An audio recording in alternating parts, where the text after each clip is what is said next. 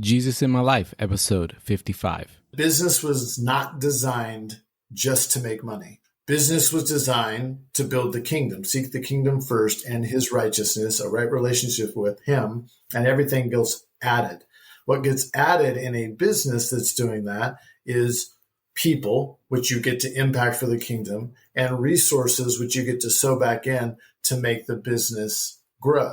For more money? No. For more opportunity to touch more people, which then extends the kingdom, and it just goes on and on and on.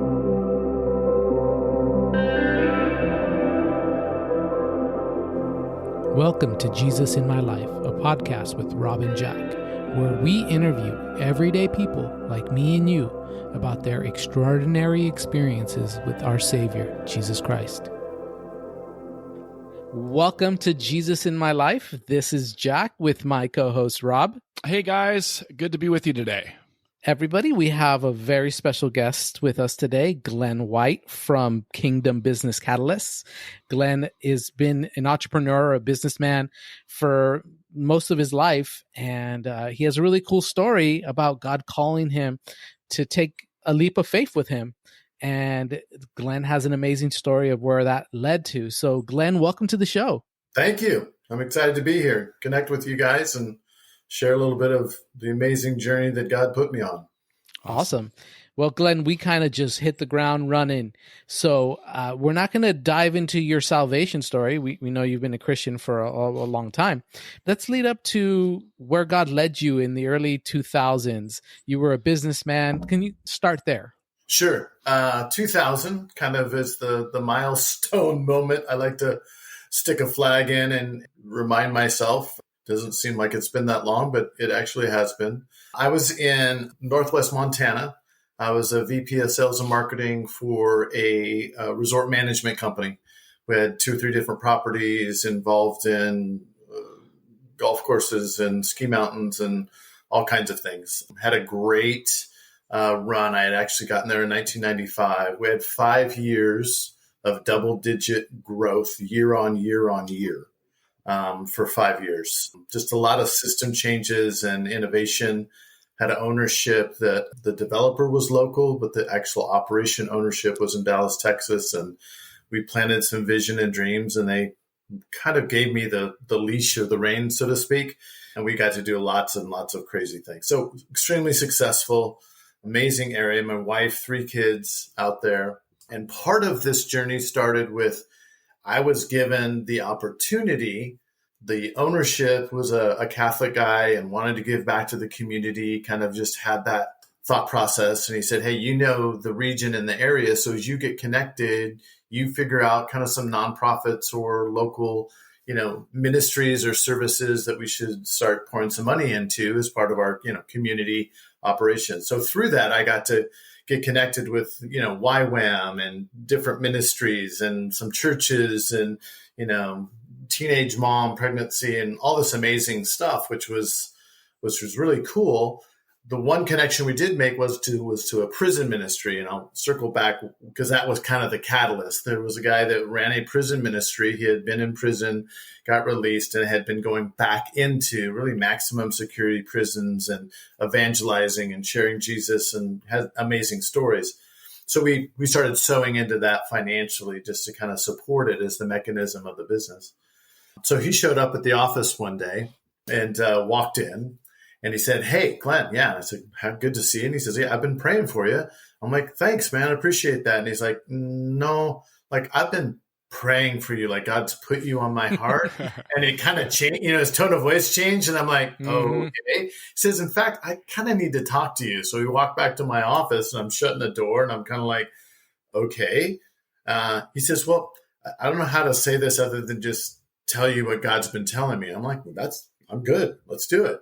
And he says, okay. He says, well, God wants to have me ask you a question. I said, okay, what's the question? And he says, if you want to experience something that you've never experienced before, are you willing to go to some place that you've never been before? Wow. What a question. Yeah, big, right? I'm like, and I knew it was big, but I couldn't really wrap my head or even my spirit around it at the moment.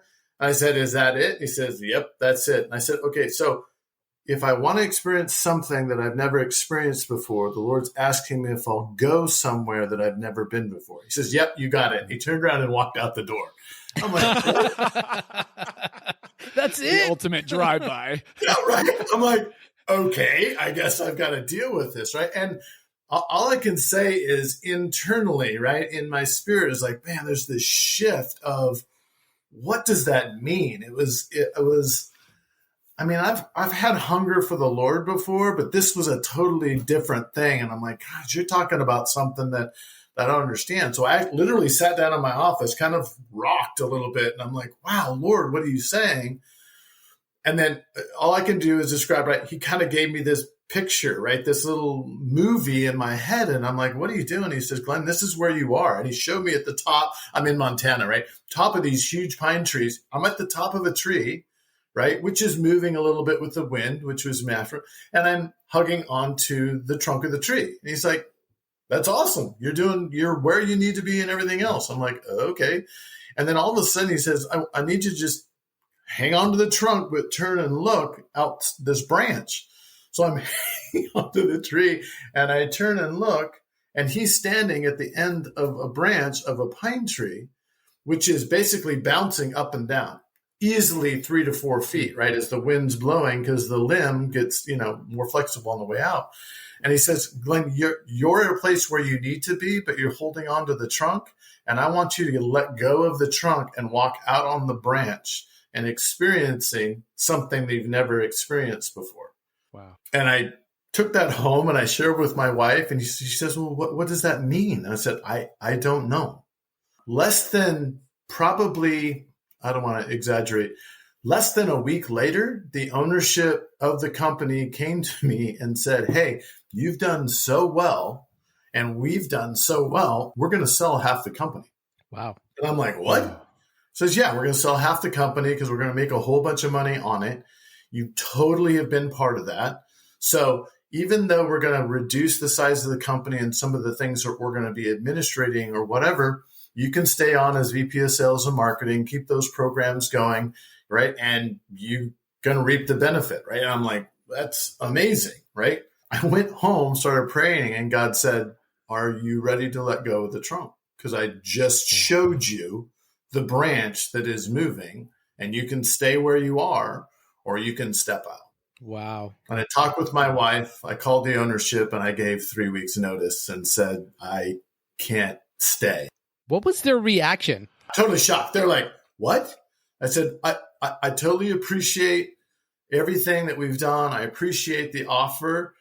And I shared a little bit of the story. They probably wouldn't be able to take in everything. I said, I really feel that God's calling me to step out and do something different. Right. The next question was, well, what's that? I'm like, I have no idea. Like, are you kidding me? I'm like, I don't know what to tell you, but that's what I've decided to do. And my wife confirmed it, saying, okay, well, what do you think that is? I'm like, I really don't know. Here's an interesting factor. When that happened, I had been in a church that we were experiencing signs and wonders and just amazing things and ministering and doing all this amazing stuff, right? So I'm like, okay, I'm going to go get involved in that and with the church. I mean, I'm the corporate guy, right? I took my pastor and everybody else I knew golfing because I had golf memberships at 9 championship courses within 30 minutes. I mean, it was, I had, right? Most people are like, dude, you've got the job of the whole state with what you're doing. And I'm like, yeah, I know, and all this stuff. So I started sharing with my friends, right, connected to the church, and some of the people that I actually did business with, that I had relationship with and knew that they were Christians. And the reaction was not what you would think. It's not what I thought. I'll just say that. So I had lunch with people that say, hey, what are you doing? What do you mean? What are you doing? I said, well, I'm quitting. Well, why? I mean, dude, you're set up and you've just been so successful. I'm like, no, but God said this. Like, okay, come on, man. And these are people that knew me. They were asking, do you have a drug problem? Are you, Carolyn, my wife, okay? Right? Is there something that you've had hidden? That's exposed or whatever. I'm like, no, none of that's true. I mean, not one, like half a dozen, like, are you okay? Are you having a mental breakdown? I wasn't old enough for a quote unquote midlife crisis, but they were like, what is happening? And I'm like, no, this is what the Lord said. So I got to go figure it out. He just made it so plain to me anyway. And I think he knew me enough that there was almost a little challenge in there, and I'm kind of that kind of guy. And I'm like, okay, God, I've seen what you've been doing, right? I see that you blessed me in work, but now where I'm supposed to go. And that really was the catalyst. Hold on, wait a minute, because I kind of want to press in a little bit more to the counsel of your friends. Yeah. Like, what was happening internally? Obviously, it was a team decision, you and your wife. Absolutely. That was a cohesive decision based on the confirmation of the Holy Spirit. Like, what was happening internally? Like, is it fair to say that you had like a peace that passes all human understanding, or was it, okay, Lord, you've told me to do this, and I'm going to go at this in some ways blindly, but increase my faith?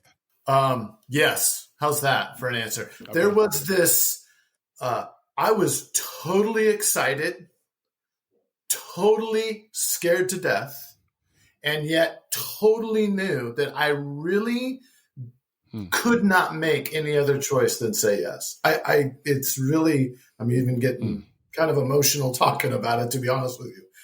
It's the place where biblically you've seen, right, these stories that seem like they're unreal, right? And we've kind of made them biblical heroes, which they are. But it was one of these moments where it's like, I could say no, but I don't understand how I could ever say no. And now that I've said yes, there is this peace, power, release, excitement, and it's not fear in the sense of, oh my gosh, it's not going to work. It's just like, I have released literally everything.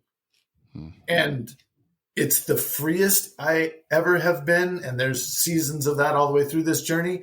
And I'm like, oh, I get why David in the Bible could do some things. I get where Gideon, when the angels showed up, was like, but it was all these mixed emotions simultaneously.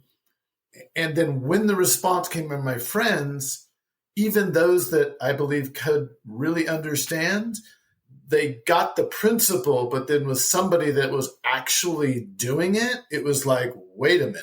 Is it fair to say that the only way to really experience what you're describing is if you've been there or if you're there? Absolutely.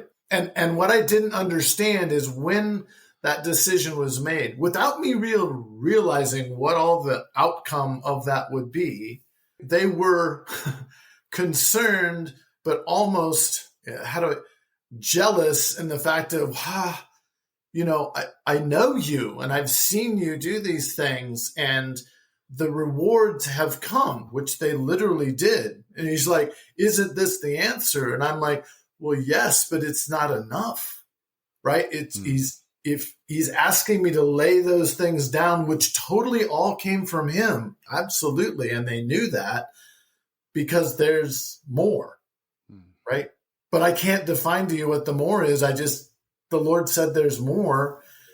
And I don't know, he pushed the right button, or again, picked the right guy at the right time and everything else for me to go, oh, okay. And then when his hand touched the business I had helped build, which made no earthly sense to sell at that point, even though they're going to make a bunch of money, right? In literally, hours, days, like exact time, and go boom, where it was, I'm like, okay, God, you've asked me the question. Mm-hmm. I'm pondering and believing and walking through that. And it's like he literally said, Glenn, let me give you an exclamation point. Bink. These people that aren't totally connected to me just made a decision to drastically change your environment that you've been, quote unquote, successful in.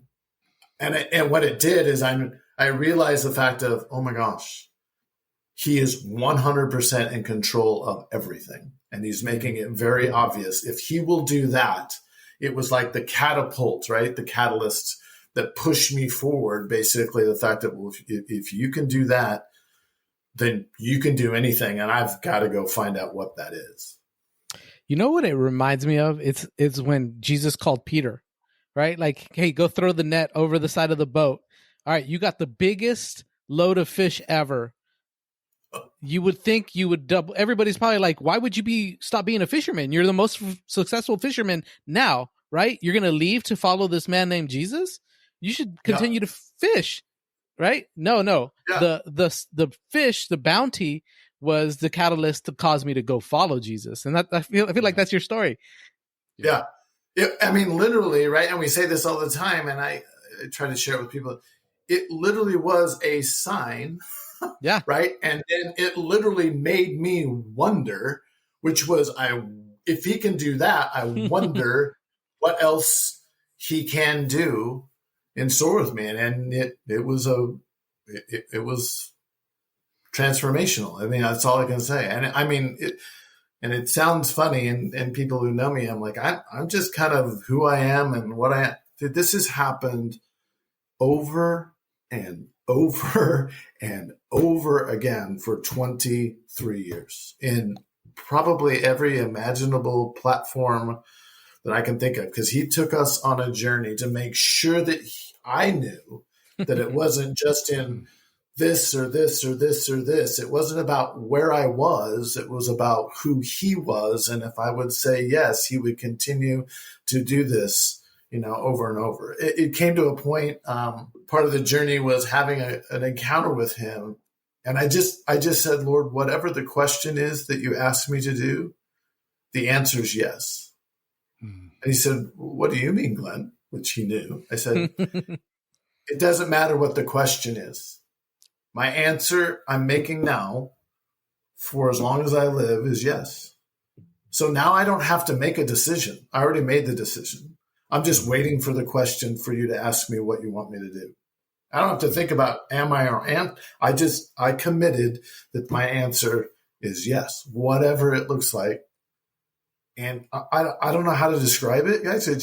It totally has freed me, which I think was, again, this point that he said, okay, great. I got all kinds of questions for you to go do. And now I don't have to worry about, are you ready or you aren't? Because you may or may not be, but I am. And you said yes. And the questions started coming, and it's been a ride. It's been crazy. I love it. And that's really what God is calling all of us to, right? A radical obedience. Lord, you're the commander of the army. I'm reporting for duty. What do you have for me today? Right. Yep. And each one of those stories could be totally different from mine, because he's already prepared the things to do for you, he says. So all I'm asking for you is to say yes for the things I prepared for you to do. And the crazy part with me is he told me everything that you're doing, I prepared for you to do because I knew who you were. And so the questions I'm asking you that you already decided to say yes to are always already things I prepared for you to do, which I know would totally bless you and connect. He gave me a revelation of being in heaven and seeing the binders of the books of the works he prepared for me to do before I was born. And he said, here's where you are. Glenn, that's so good. I'm glad that we were able to camp right there. I can imagine that there are people who are listening who, as you have shared your own experience, that's right where they're at. They're kind of in the in-between of yes, no, maybe. Your words are resounding in our spirit, I'm sure through the sound waves to our audience, that the answer is always yes. And you reap the benefits of that. Where does the story now go from here? Because now we're on the edge of our seat. You got us waiting here, and we're excited to see you're in that 3-week period, as you were saying earlier. What happens next? Yeah, so we give notice in the time period of that 3 weeks. I'm saying, okay, God, I said yes. Now, what do you want me to do? And he's so gentle and amazing at the same time. Because I'm like, are we going to, Africa and live on all my mind's going crazy. And I'm preparing for the, I like braced myself. Here we go, And he's like, I want you to stay in Montana. I said, okay. He says, I want you to start a consulting company, and I want you to call it Kingdom Consulting. I said, really? He says, yeah. I'm like, oh, okay. Well, I'm a business guy. That's not a big stretch. I'm like, well, that's not very far off the trunk. He's like, trust me, I'll take you a little bit at a time. I'm like, okay. He says, and then so he said, okay, well, that shouldn't be so bad. In my brain, right, I'm a business guy and have relationship. I'm like, well, I got all these relationships of all these businesses I've met before, which I have good relationship with because we spent a whole bunch of money all the way through the Flathead Valley where I was. And I'm like, okay. And yeah, sales and marketing is what I did, but I did operational stuff. And I'm like, so I'm processing all this. He says, yeah, that's good. And I said, oh, you had more to say. And he said, yes, I do. I'm like, oh, sorry. He goes, oh, that's okay. He says, so I want you to have a consulting company, right? And then I want you to share with them how to work on kingdom principles. And I'm like, okay. And then, by the way, 50% of your time of Kingdom Consulting, I want you to give away to nonprofits for free. Wow. And I'm like, okay. And I already said yes, right? So I'm kind of stuck. I'm being honest. I'm like, oh, wow. And I'm like, okay. So I shared it with my wife. And then in the explanation, she goes, and then the 50% for free comes up and she goes, really? I said, yeah, I think we're going to starve, but it'll be okay. Because in my mind, I'm like, we're in a small location, in retrospect. And I'm like, okay, 50% of everything I do has to be for free. And yet you've called me into something that I have and then you layer the kingdom stuff on top of it. And I'm like, I don't really know what that is. So, but I did it. And here's crazy testimony. I still have the article from 2000 where a person through somebody, a nonprofit I was helping at the time, heard about it and then ended up writing a 1.5-page article in the local Valley paper. And the headline reads, Kingdom for Sale.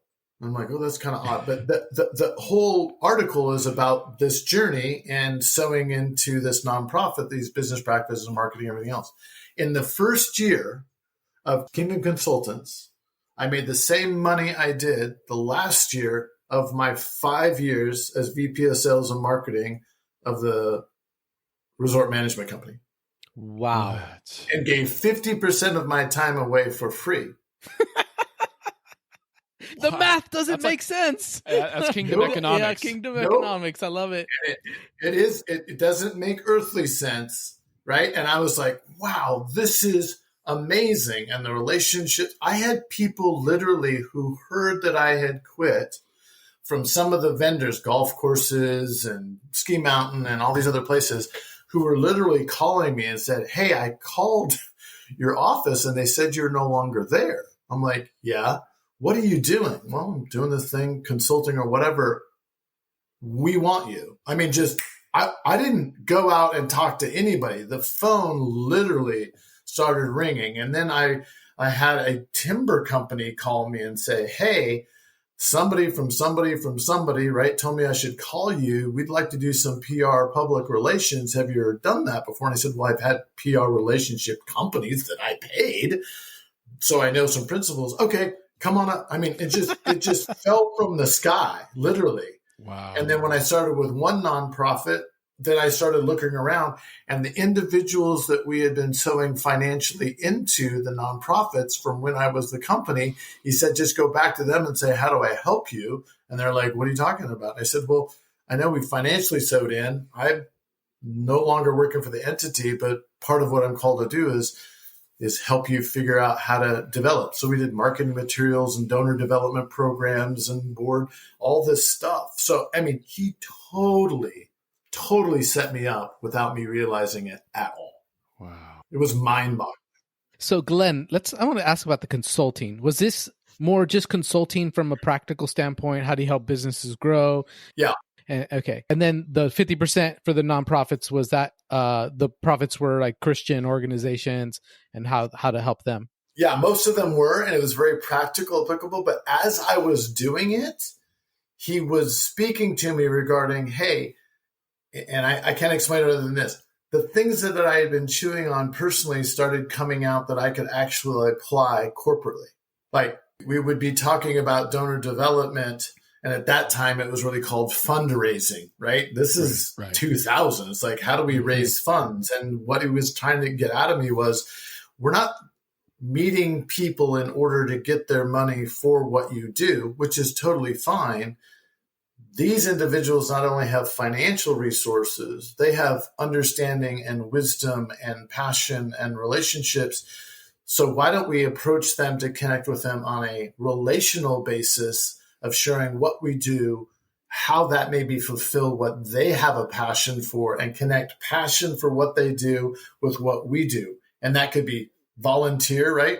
I mean, if you volunteer for 100 hours a year in a ministry, it's almost more valuable, right, than sending a check. Because right. And I didn't understand the nonprofits. I thought they just needed money because all I did was write checks and send them money. And then when I got inside, he's showing me, Glenn, these people are not supported spiritually. They're really not prayed for. They're in a constant battle with the dollar. But what they don't understand is, I provide all those dollars, and I'm walking through this, right, with Kingdom Consulting going, you just provided everything. And he's saying, I need you to share that with them to shift their thinking, which is a kingdom principle that you can now help them apply inside of their nonprofits. That's so and I'm like, solid. Okay. And it was just these little breadcrumbs, right, of just, okay, that makes sense. And then it just started making impact with them. And then I started basically journaling and writing down and note, okay, well, that's interesting. I'm not quite sure how that would work. And it's almost, I could see and understand that kingdom principle or biblical principle in the nonprofit, right, Christian-based nonprofit, but I was shoving it over here. And the whole time the Lord's saying, hey, yeah, that works in business too. I'm like, well, how? He says, just hang on, I'm going to show you. And it's just like, okay. Because my big dilemma was this, honestly, was when I stepped out and even started the business, right? I had my pastor at my church I was super involved in, obviously saying, hey, you should come and maybe minister and then, get involved more in the church and maybe get on church staff or whatever. I'm like, no. Right. And at the same time, when God was moving, I was sharing this with people in business and my clients. And now, relationships had known me for years for the business. I'm like, you should, this is what God's doing and I'm getting blessed and whatever. And neither one of those would really accept the other side. I don't know if that makes sense, but in church, I was saying, hey, if we got an organized plan and you guys started working out, we could actually accommodate more people and be more efficient, the strategic kind of element. And they're like, whoa, we don't want to, upset the apple cart or, manage God out of the building or whatever. I'm like, I don't know how you do that, but okay. And then in the business arena, I'm like, hey, if we had some passion and started sharing about what we believed. And, I used to be the Christian business guy, which had the Bible the second row down in my desk. And if there was a big problem in your personal life, you eventually came to me and sure, I would pray for you. And now I'm saying, guys, God is moving and he wants to do this stuff in your life and everything else. And I'm like, well, too much. We want the parachute ripcord God. We don't want the intimate interaction, impactful every day at everything. And I'm like, okay, I'm stuck between these two realities and I don't know what to do. And God basically said, I want you to merge those. And that Kingdom Consulting was that first step of merging those two things together, which at the time I had no idea where it was going to lead or what it was going to become. I was just like, okay. A year later, at a conference with a local ministry that I had now been serving from Kingdom Consulting and previously had poured money into, I'm sitting at a conference and my 8-year-old daughter comes in to the conference. We're staying, it's on like a base, and I'm staying in housing there. And I'm on the phone working these things for these Kingdom Consulting customers. And she walks in the door and the Lord speaks to me and he says, ask her what you're supposed to be doing. I'm like, what? He says, ask her what you, not only you, your whole family is supposed to be doing. And I'm like, okay.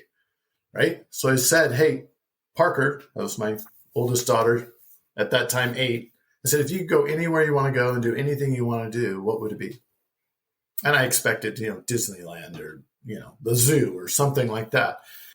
And she turns around and her whole countenance changes and every hair on my body stands up. And she looks at me and says, Glenn, which is my first name, not Daddy or Dad. And I'm like, oh, okay, I'm freaking out, right? Wow. Right? I'm like, whoa. She says, Glenn, yeah, I know exactly what we're supposed to do and exactly where we're supposed to go. This is 8. And I'm like, okay. And she says, we're supposed to go to an island. It's not Hawaii. And we're supposed to tell people about Jesus. Whoa. Whoa. Whoosh, she's back to Parker, bubbly 8, wah, runs out the door. And I am literally shaking, going, what was that all about? 3 months later, he asked me, I need you to shut down Kingdom Consulting. Almost a year to the date of when I started. I'm like, what?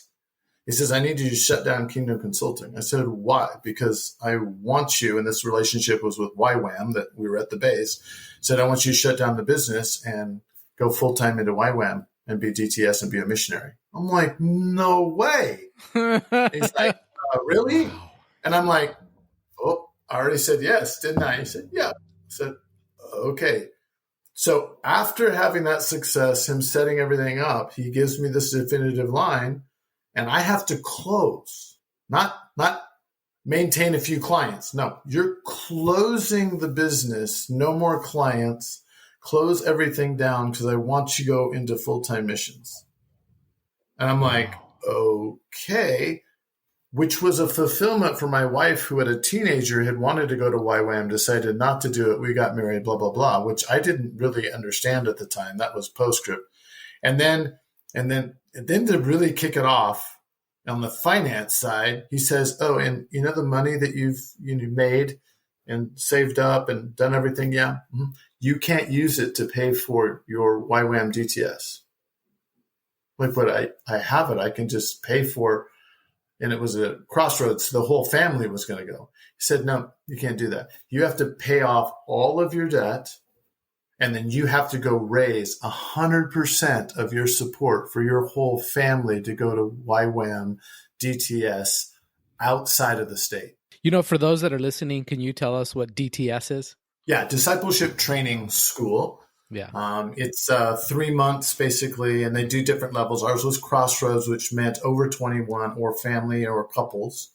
And then after that 3 months, you have the opportunity then to go on anywhere from 6 to 8 week missions, normally out of country, if you're in the U.S. or out of the country where you do it, and then minister in relationship with churches and things outside your region.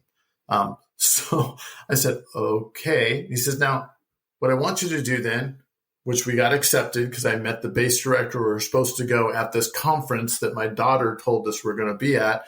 So we literally had a family that was in our church that somehow got evicted or their house burned. I can't remember. Didn't have a place to live. He says, I want you to give the keys to your second car, the keys to your house, keep everything in there, put it in storage in the garage, and give the keys to this family while you go on the 3 months DTS. And then if you go on to the mission field, and they don't pay rent.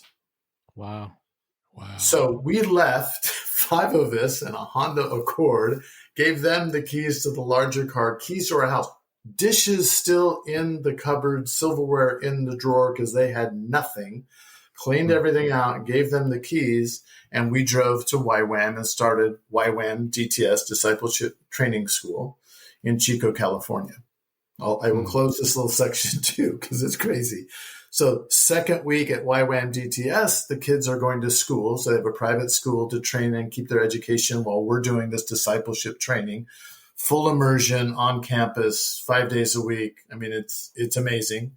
Second weekend, our base director, our leadership director of our DTS, Discipleship Training School, leans over. I'm literally sitting in the front row. right? Because I'm like all in. And he leans over the podium, and I kid you not, he says, hey, some of you guys are probably wondering where we're going to go for outreach. And of course, we all are, right? It's the very beginning, but we've got this goal of let's go do this stuff after we learn it. I'm like, yeah. And he says, well, here's what I'll tell you. I said, okay. And we're all there. There's probably 27 people in the room. He says, well, we're going to go to an island. It's not Hawaii. And we're going to tell people about Jesus. Thank you, Parker. And I kid you not, my wife I literally looked up to him, I get my hair standing on end again. I literally fell out of my chair on the front row. Wow. And I'm just sitting there shaking my head. And everybody's like, what the heck's going on with him? And everybody's laughing. And then he made me get up and kind of share the story. And everybody was just like, whoa, what's going on? Wow. I mean, word for word. Yes. It was amazing. So I love it. So you became a missionary for a little bit. Tell us, like, what happened next? Like, you're this life of adventure over here. I know. So we go on outreach. It's to Fiji. So my first missions was to Fiji. And everybody goes like, oh, yeah. I'm like, I know. He loves me, favorite, but somebody's got to do it. So I'll go. Suffering for Jesus.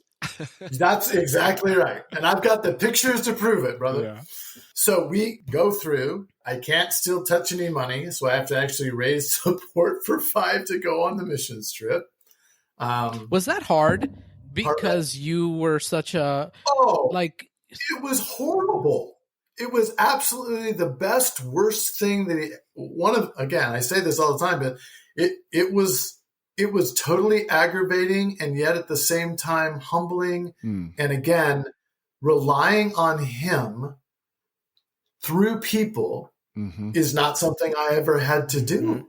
Right? Wow. The people that were giving to us were the people that I had been giving to and ministering with and sowing into. And again, when they heard these stories, just like I'm telling you guys, are like, yeah, you got to go. Yeah. I'm like, well, yeah, I know. So I had a small group in Bible study that put me in the center of the room and said, share what's happened. And they all came around me and they started praying for me. And I'm like, wow, this is amazing. And then they literally made me put out my hands and they put cash in my hand and I broke. I was bawling. I'm like, what is going on? Wow. But again, through that, he said to say, the things that I've called you to, Glenn, I need to provide for, because if you provide for it, you won't get the full blessing and impact of what I'm doing. I will never, ever, ever call you to something that I will not provide the provision to execute. You're not required to do this, because if you give up everything, and I know you have nothing, which you don't, even though you have cash in the bank, I have to be part of the equation to partner with you. Yeah. You're not called to go do something for me. You're called to go do something with me that does bless me and raise my name. And it's just like, whoa. With me. Whoa. Glenn, that is so profound. I think what you're addressing is blessed are those who give and receive. I think especially in America, our America mindset is, well, I'm the giver. I'm the giver. I'm the giver. Yeah. But blessed are those who can also receive, and allowing others to give, allowing others to join in the kingdom partnership that God has set forth for you and others. It's a relationship. I just can't help but declare that it's deeper relationship with Christ and with others when you can give and receive. And Absolutely. Wow, that is so incredibly profound. Yeah. It transformed the way I thought about any and every relationship I would ever have again. Because I thought that I was supposed to, again, sow into. And when I opened up and then he used people, and they were, the whole idea too of joyfully giving, these people were excited. They knew us. Some of them didn't, but most of them did, and said, dude, I remember a business guy that I work with who was one of the guys who took me out to lunch and asked me if there was a problem earlier, right? He said, I have never given to something that has as more fertile soil as you and your family. Wow. Wow. And I'm like, whoa. And he says, I'm not giving this because of I believe I'm going to receive out of it. It's because it's the best place that I know of at this point to sow in, to see something. Because of what God's been doing, I know that this is going to be utilized and multiplied. And it just opened up these relationships to a level I'm like, wow, it's a whole different thing. I don't have to perform in order to be able to get to do something. I have to let him move. And to your point, open up and receive. And I can't remember how many people it was, but it was amazing. And then communication and connection, while we were gone and go through the thing. So yeah, when we hit Fiji, I started, sending information and stuff like that. But for 30 days, I'll back up. For 3 months, we were not quite there 3 months, almost 3 months in Fiji. From the day we arrived to the day that we left with our team, not with me personally, somebody got healed, delivered, or saved every single day for 3 months straight. Amen. Love it. I was just shocked. It was unbelievable. And then the transformation back to the business, I was like, well, how does this, all relate? The last week, we had a huge favor with one of the leadership of the country. He said, hey, would you guys put on a business conference? And there was 2 other guys that had owned and operated their own businesses that were on the DTS team as well. And we said, yeah. And I said, so we got together on a cup of coffee and said, let's share some basics, ethics and some other stuff. I'm like, okay, that's great. And, and we'll share some testimonies, which obviously I had of, success and, that God was, calling business people. I didn't totally understand it yet. I just, I was one and he called me and this is what I thought was that call. We showed up and it was upstairs in Fiji, 90 degrees and 92% humidity. And we're standing up there sweating. And I remember, if it would be great if, a dozen or a couple dozen people showed up, it was great. We had like 78 people show up. Wow. It was stacked everywhere. And we're like, what is going on? Because we didn't understand. And one of the local pastors, a couple that had pulled from churches and had put out the invitation, says, in our culture, we have a poverty mentality. I'm like, okay. I said, but business owners who step into business are considered sacrificing themselves because money is evil. And then when they start to make money, they're required to distribute any profits that they make, maintaining their own standard of living, basically when they had nothing, into all the family members and all these to the extended family, because everybody is in such need that they don't ever get to produce anything to multiply or grow. And then they're basically stated as being, well, you sacrifice yourself out and go out and make some money. And then the only way you can kind of really redeem that activity of being in business is to sow back into the family. And it just filters down and they can never get ahead. And I believe spiritual things in that regarding mammon spirit and this, whether you have it or whether you don't, there's this love of money connection that it's the source, which is a big deal for what we do.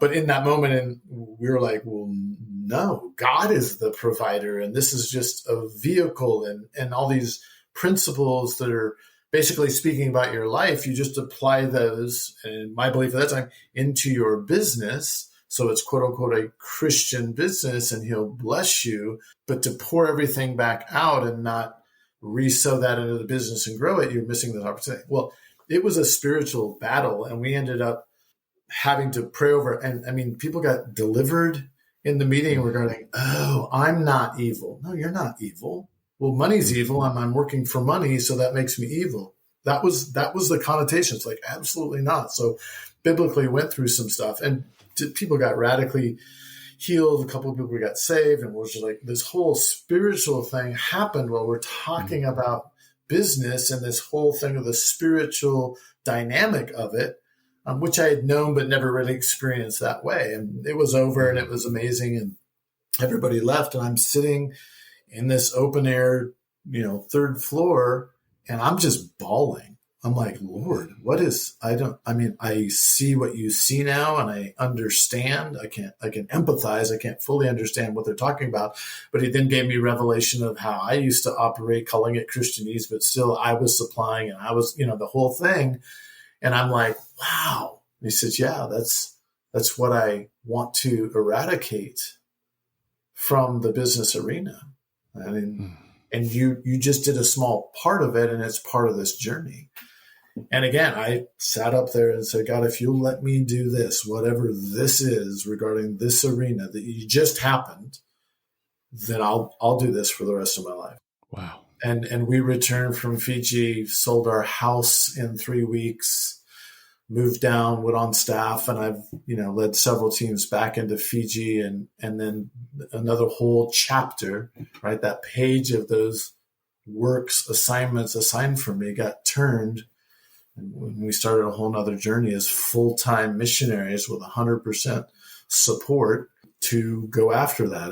And we did. And we started traveling to different nations. And I went to the Luzon conference in Pattaya, Thailand. Again, how I got there, I have no idea, via relationship, and sat into the session that was part of the Luzon, what they call Occupational Paper 49, which talked about business as missions, the very first conversation about business as a vehicle to propel missions forward. And that, and I was like, I don't know why I'm here. And it was one of those, not just for me, but even I believe for the missions and business connection. It was one of those hallmark moments of an open conversation and dialogue with, hundreds of people about what does this look like and how does it work was there. And I was sitting in the middle of it, just sitting there shaking my head going, what is going on? Wow. It was amazing. Yeah. So Glen, you've been doing the missionary thing for a few years. I understand now that you're back in Kingdom, in a sense, consulting, helping companies focus on Kingdom work. Can you talk about, maybe as we close, a little bit about how you got back there and what you're doing today? Yeah, we returned, got connected, started doing some training and development in a school at actually Bethel Church called the School of Supernatural Business. And this is where God started actually writing curriculum and things that we use now. I used in Businessry, and now we're using in Kingdom Business Catalyst. And the basis of all of it is how do we reintroduce the Spirit of God, the power of God, the relationship with the Lord and the Holy Spirit in your day-to-day business operations, not just when there's emergency, I pray. Yep. There's consistency of prayer. There's how do we hear, utilize, and make decisions out of the prophetic? How do we basically go back and look at Spirit-led strategies of what our spiritual strengths and weaknesses are, as well as our physical or our financial. So it's been this journey of processing this with the Lord, really out of revelation. And then the beauty for me is he's giving me practical application with small businesses, large businesses, nonprofits, doesn't really matter. This whole journey gave me an opportunity to do these things and build a platform and a process, not the answer. He's the answer. The process gets us reconnected to integrating this spirituality, this personal connection in and through our business all day long and have kingdom impact. What he really told me, which these tools help us understand and then actually illustrate, is that business was not designed just to make money. Business was designed to build the kingdom, seek the kingdom first and his righteousness, a right relationship with him, and everything gets added. What gets added in a business that's doing that is people, which you get to impact for the kingdom, and resources, which you get to sow back in to make the business grow. For more money? No. For more opportunity to touch more people, which then extends the kingdom, and it just goes on and on and on. That's what the basis of Kingdom Business Catalyst is a platform now with several other individuals and more that will come, is to give these assets and support and connection to businesses that are seeking this kingdom. I've heard that I'm called to be about the kingdom. I heard and understand, right, that business maybe in the 7 spheres, which is a YWAM thing, or the 7 mountains is out there, that I'm supposed to do that, right? But I have found very few people can show you how to do it. we actually break it down and show you how to do it. So there's really 7 pieces of Kingdom Business Catalyst. That's connection, getting a relationship with other Kingdom business people that will inspire you and ultimately sow into you as you sow into them. Training and development. We use a guide service instead of coaching and consulting because we actually assign guides that walk with you on a long-term basis of how to apply it. Mentor relationships. The Lord told me there's hundreds of thousands, if not millions, of retired business people who don't know what to do and are carrying the huge amount of wisdom, and we have not utilized it. So we're pulling a mentorship network together and then assigning mentors to these businesses that have practical application experience. Services regarding business to business service network that you can get and buy and talk the kingdom with people that you buy and sell to. Spiritual services, there's a laundry list there. How do you do strategic prayer program in your business? Do you actually track your prayers? And then ultimately the last piece, which we said will be a capital fund. Our goal is to grant, loan, and invest in entrepreneurs, small businesses, or kingdom businesses that are expanding and need assets, but that it'll be partnered with all those other pieces. So you have connection and training and guidance and mentorship and services around the capital in order to grow your business.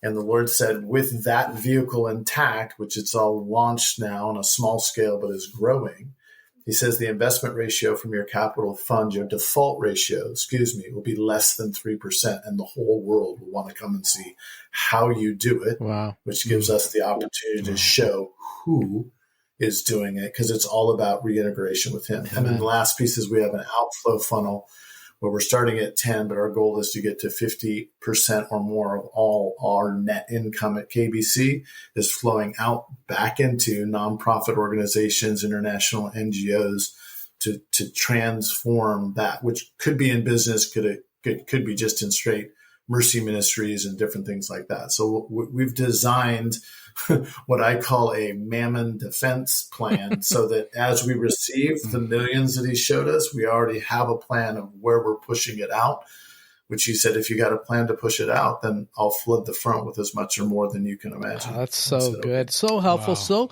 practical.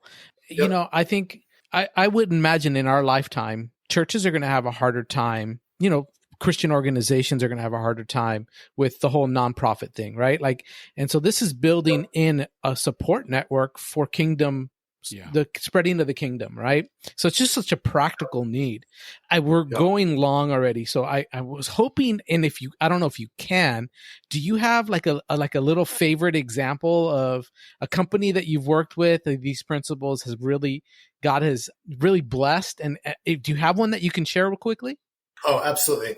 There's a bunch, but when you said that, a regional heating and air conditioning business, been in business for 28 years, saw me speak at a function at a church, said, hey, I want to have coffee with you. I had coffee with him.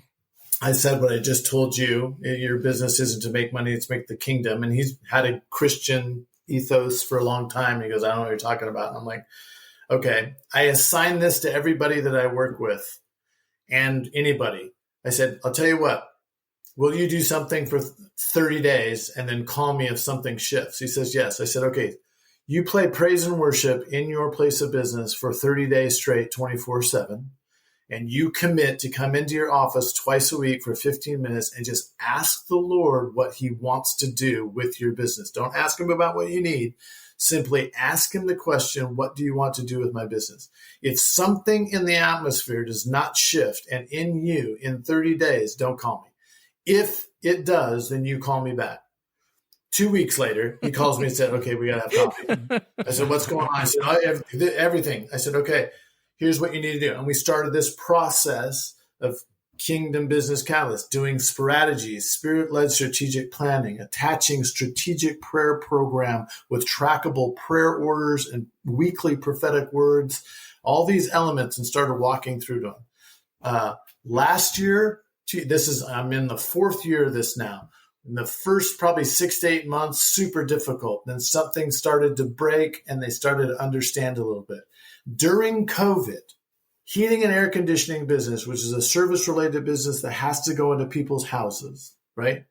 In a year and a half of that whole kind of COVID thing that started, they grew 300%. Wow. Wow. They went from 27 employees to 68 employees in less than a year and a half. He could not buy transportational service vehicles fast enough because he couldn't find them to buy because they weren't available. Wow. Here's the crazier point. Almost 85% of the individuals that they added, they never advertised for. Mm. We simply understood the Lord would say, we're going to need this because of this is where I'm going. We would intercede for that position. People would literally walk through the door and say, I think I'm supposed to work here. Where did you hear about it? So I saw an ad or something or whatever.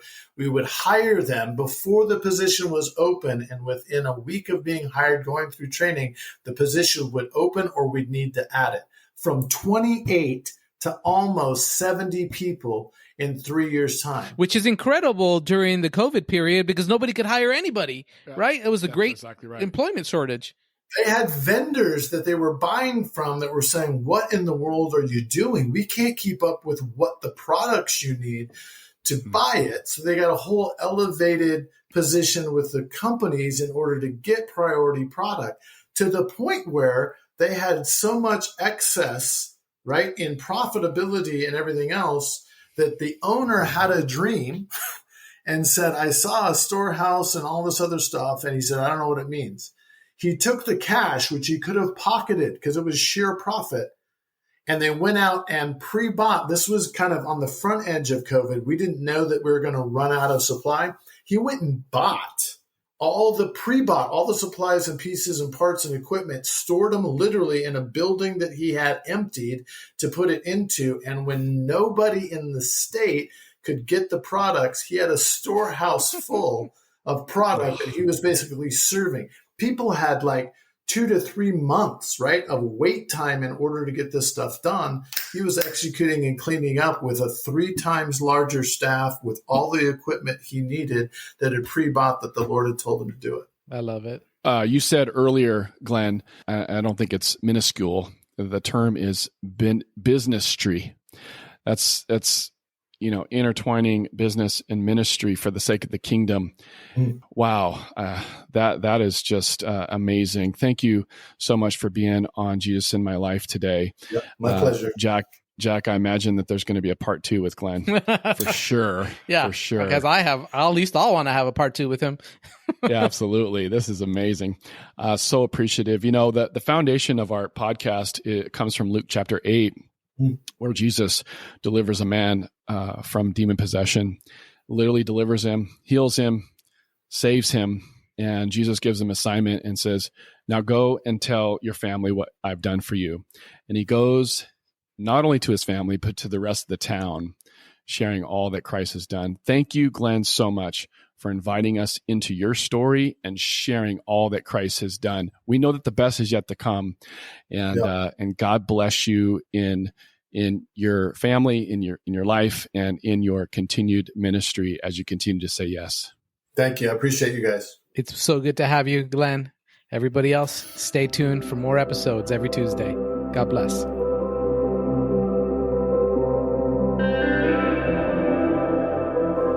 And now, a reflection on today's interview.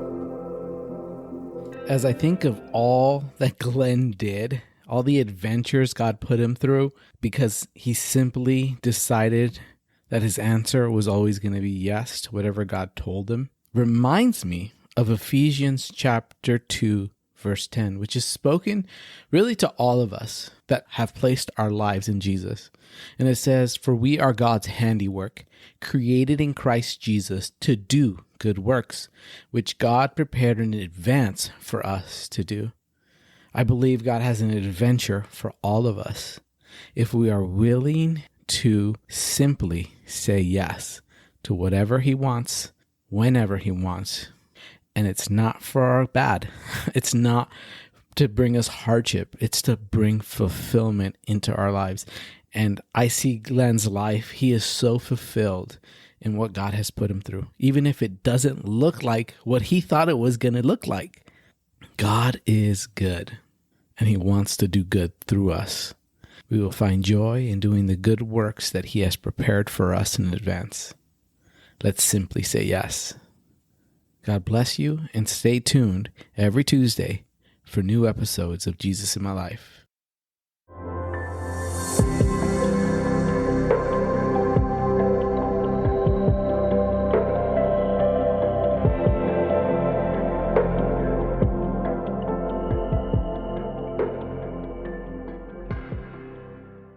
Thank you for listening to Jesus in My Life.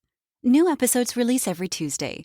Subscribe on your preferred podcasting platform so you don't miss a single episode. If you have enjoyed this podcast, please consider sharing this podcast with a friend or family member. If you would like to help our visibility online, consider rating us and posting a review on Apple Podcast. Have an awesome Jesus in My Life story? Contact us at jesusinmylifepodcast@gmail.com.